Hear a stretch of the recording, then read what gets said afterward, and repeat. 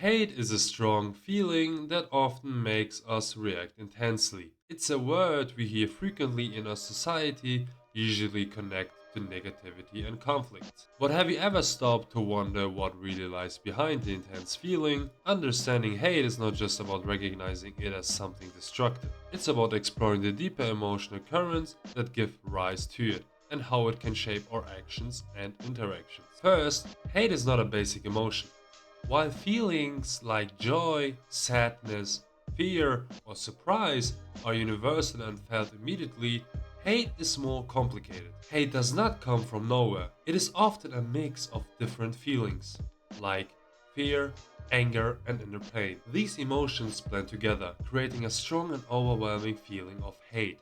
Eric Fromm, a well known psychologist and social philosopher, describes hate as a strong form of rejection. It often comes from deep emotional wounds and the rejection people experience.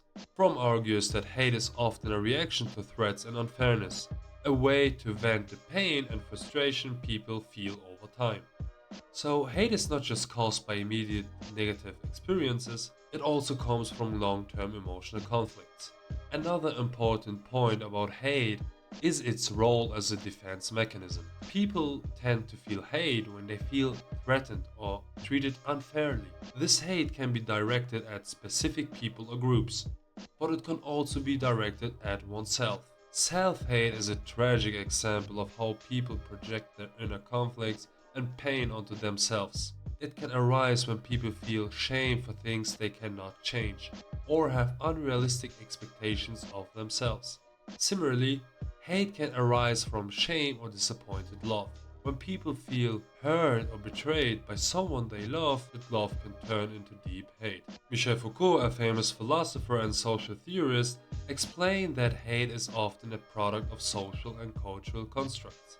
In many societies, hate is strengthened by social norms and ideologies. Foucault argues that social discussions and power structures play a key role in how and why certain groups or individuals are seen as enemies. This construction of hate is often deeply rooted in the social and cultural contexts we live in.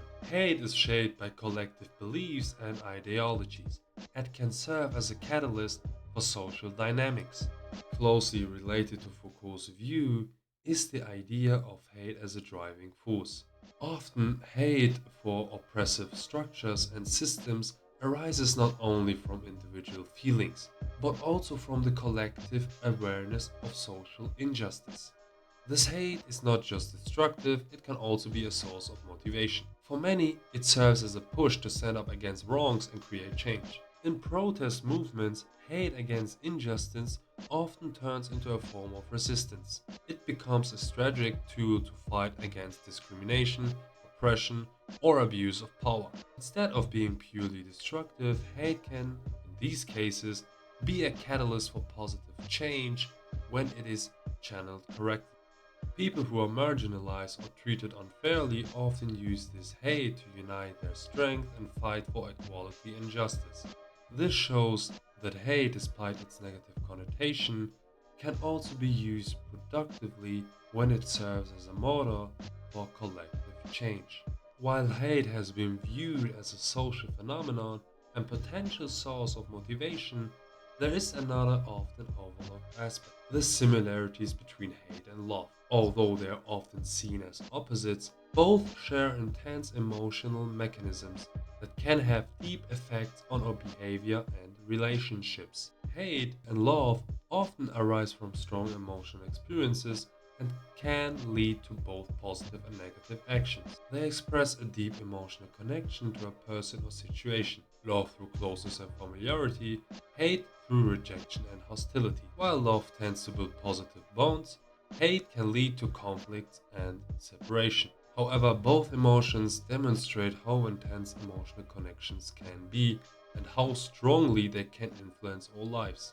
The similarity and intensity and effect shows that both hate and love are expressions of deep emotional investments, even though they differ in how they are expressed. In the end, understanding hate is essential for recognizing its complexity.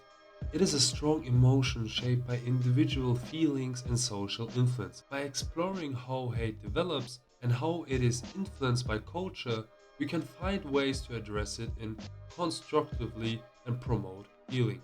If you found this video informative, please consider subscribing and sharing it with others. See you next time.